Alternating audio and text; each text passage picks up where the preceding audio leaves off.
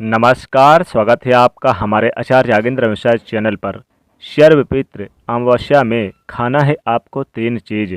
दोस्तों, सर्वपितृ अमावस्या पितरों को समर्पित होती है। इस दिन सभी भूले बिसरे पितरों का श्राद्ध किया जाता है। जिन पितरों की मृत्यु तिथि मालूम न हो, उनका श्राद्ध तर्पण भी इसी दिन किया जाता है। कहते हैं कि सर्वपितृ अमावस्या पर पितरों का श्राद्ध तर्पण या पिंडदान करने से, पितरों के नाम से भोजन कराने से पितृ अवश्य ही तृप्त होकर प्रसन्न होते हैं और अपना आशीर्वाद प्रदान करते हैं। सर्वपितृ अमावस्या की रात्र को ही पितृ वापस पितृलोक को चले जाते हैं, इसलिए यह पितरों को प्रसन्न करने का आखिरी दिन और मौका होता है।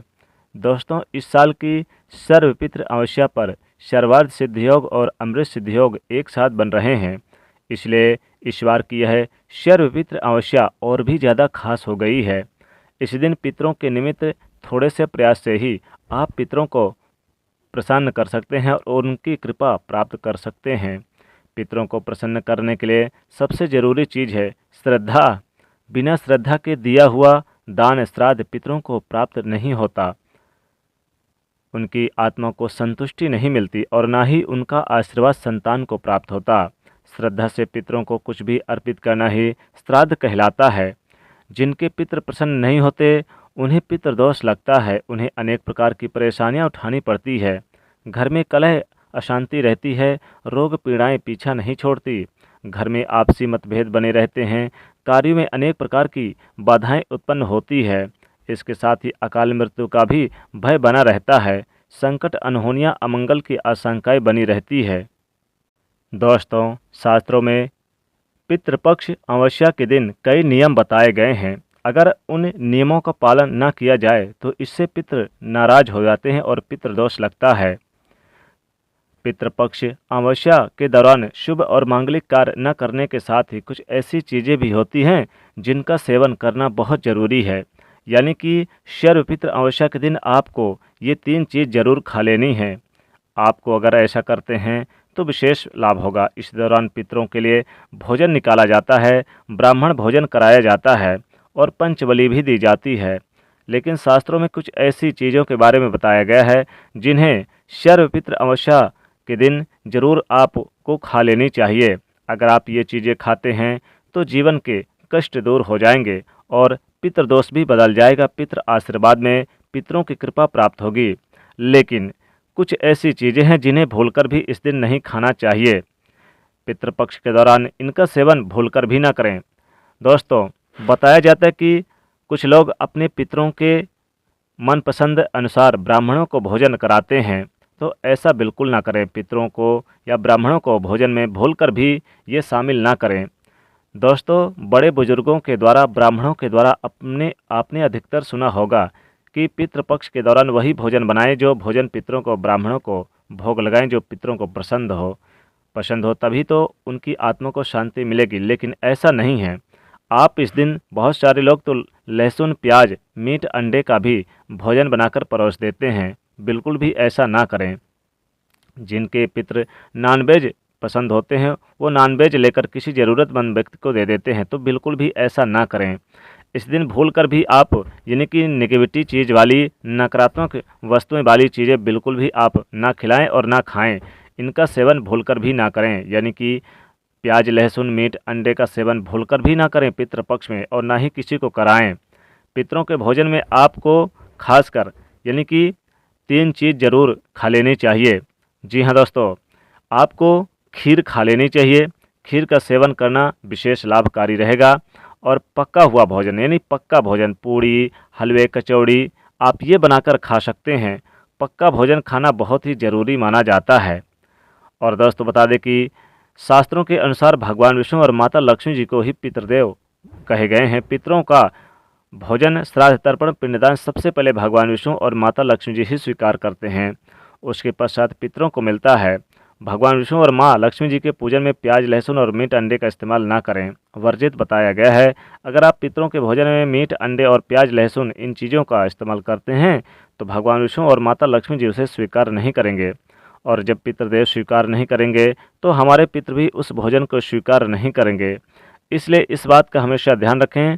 श्राद्ध पक्ष के दौरान पितरों के निमित्त जो भोजन बनाएं, खासकर सर्वपित्र अमावस्या के दिन जो भोजन बनाएं, ब्राह्मणों को जो भोजन कराएं, वो बिल्कुल यानी कि बिना लहसुन, प्याज, मीट, अंडे का बनाएं। पितरों के नाम का ऐसा भोजन आप किसी ज़रूरतमंद व्यक्ति को दान दें, यानी कि एकदम सात्विक हो, नकारात्मक चीज़ें वाली बिल्कुल भी ना दें। श्राद्ध पक्ष के दौरान पितरों को जो भोजन बनाए वो बिना प्याज, लहसुन और मीट, अंडे का होना चाहिए। और ध्यान रखें, पितृपक्ष के दौरान आप प्याज, लहसुन और मीट, अंडे का इस्तेमाल भी भूल कर ना करें। शराब का सेवन ना करें। पितृपक्ष के दौरान बासी भोजन ना करें। पितृपक्ष के दौरान आप बासी भोजन भूल कर ना करें और ना ही किसी को खिलाएं। द्वार पर अगर कोई आता है याचक तो उसे बासी भोजन ना कराएं। और पितृपक्ष के दौरान पितृ किसी भी रूप में आपके द्वार पर आ सकते हैं, कौवे, गाय या फिर कुत्ते के रूप में, ब्राह्मण के रूप में या एक भिक्षुक के रूप में। अगर आप ऐसा करते हैं यानी बासी भोजन खिला देते हैं तो पितृदोष लगता है। तो इस बात का ध्यान रखें कि आपको भूल कर भी यानी कि ये चीज़ें जैसे कि सब्जियों में कुम्हड़ा और लौकी वगैरह भी आप बंद गोभी के पत्ते भी भूल कर ना खिलाएं। दोस्तों बताना चाहेंगे कि आपको सर्वपितृ अमावस्या के दिन पक्का भोजन बनाएं। पूड़ी, कचौड़ी, पराठे इत्यादि बनाए जाते हैं।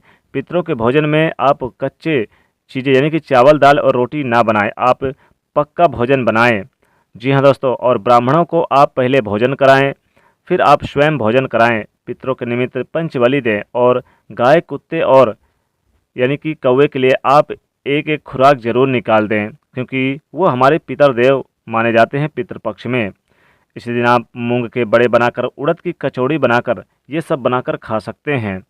दोस्तों बताना चाहेंगे कि गाय के दूध की खीर बनाकर भी आप खा सकते हैं।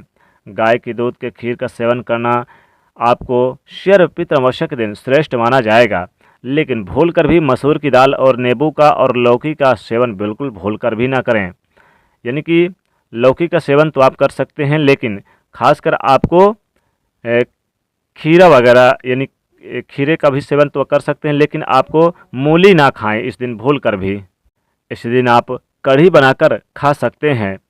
और साथ ही साथ बता दें दोस्तों कि भोजन एकदम पक्का हो। और साथ ही तीसरी वस्तु है काला तिल। काले तिल को भोजन के साथ ब्राह्मणों को भी परोसें और स्वयं भी खाएं। काला तिल बहुत ही ज़रूरी होता है पितृपक्ष में। जी हाँ, आप तिल अवश्य ही यानी जो भी खाना बनाएंगे उसमें तिल जरूर डाल दें। पितरों के भोजन में बनाएं, ब्राह्मणों को जो भोजन कराएं, परोसें या किसी ज़रूरतमंद व्यक्ति को पितृ के नाम से भोजन दें तो उसमें थोड़े से काले तिल अवश्य ही डाल दें। शास्त्रों के अनुसार जिस भोजन में काले तिल होते हैं वो भोजन पितृ ग्रहण करते हैं, लेकिन जिस भोजन में काले तिल नहीं होते हैं सर्वपितृ अमावस्या या फिर पितृपक्ष के दौरान उसे भूत पिशाच ग्रहण करते हैं। इसलिए इस बात का ध्यान रखें कि पितरों के भोजन में काले तिल जरूर डाल दें। दोस्तों पितरों को प्रसन्न करने के लिए आप इस दिन खीर बनाएं। खीर में थोड़े से काले तिल डाल के उसका सेवन कर सकते हैं। और दोस्तों बता दें कि आपके द्वार पर कोई भी याचक आए उसे बिना भोजन कराए वापस मत जाने दें, इससे पितृ प्रसन्न होते हैं। सर्वपितृ अमावस्या पितृपक्ष का आखिरी दिन होता है, पितरों के विदाई करने का आखिरी मौका होता है। इसलिए इस दिन कोई भी कसर ना छोड़ें अपने पितरों को प्रसन्न करने में। जहां उनको आपने स्थान दे रखा है अपने घर में, उचित यानी एक स्थान दें। दक्षिण जो आपके घर का दक्षिण भाग होता है उस वहाँ पर आप साफ़ सफाई करके, पोत लीप करके, और वहाँ पर फिर आप थोड़े से चावल छिड़क दें, थोड़े से पुष्प छिड़क दें। ऐसा जरूर करें, थोड़े से काले तिल छिड़क दें सर्वपितृ अमावस्या के दिन। दोस्तों ऐसा करने से पितरों की कृपा प्राप्त होती है, जन्मों जन्मों के पितृदोष हो जाते हैं दूर और आपके जीवन में खुशियाँ बरसती है, धन लाभ के योग बनते हैं, जीवन में मान सम्मान, यश की प्राप्ति होती है। कभी भी आपको यानी कि किसी भी कष्ट और संकट का सामना नहीं करना पड़ता। आपके तृप्त आपको आपके पितर आपके ऊपर खुश होकर जीवन भर आपको सुख समृद्धि देते हैं। तो इस प्रकार से आप ये उपाय जरूर करें। आपको 3 चीज़ जरूर खाना है सर्वपितृ अमावस्या के दिन, खीर खाना है, काले तिल खाना है, और आपको इस दिन पक्के भोजन पूड़ी, कचौड़ी वगैरह ज़रूर खा लें।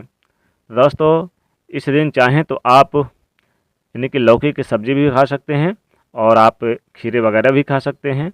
दोस्तों वीडियो को लाइक करें, शेयर करें और चैनल को सब्सक्राइब करिएगा। जय पितृदेवाय, जय माँ लक्ष्मी।